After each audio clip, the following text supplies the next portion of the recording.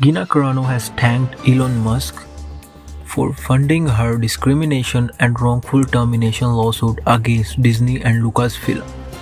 The actress and former MMA fighter filed a lawsuit against the company on Tuesday. After being fired from the Star Wars spin-off show The Mandalorian in 2021 over a series of controversial posts on X Twitter, Musk is helping fund the complaint after promising to financially support those who had suffered alleged discrimination because of what they posted on the platform. Carano wrote, "I would like to express my deepest gratitude and thank you to Elon Musk and X for giving me an opportunity to bring my case to light."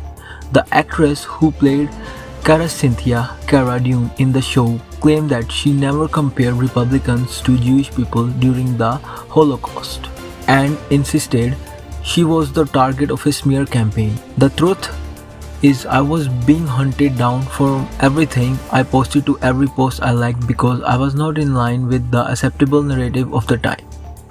My words were consistently twisted to demonize and dehumanize me as an alt-right wing extremist. It was a bullying smear campaign aimed at silencing, destroying, and making an example out of me." The 41-year-old insisted she would have been allowed to express her concerns about COVID-19 mandates and exercise her freedom of speech without repercussions.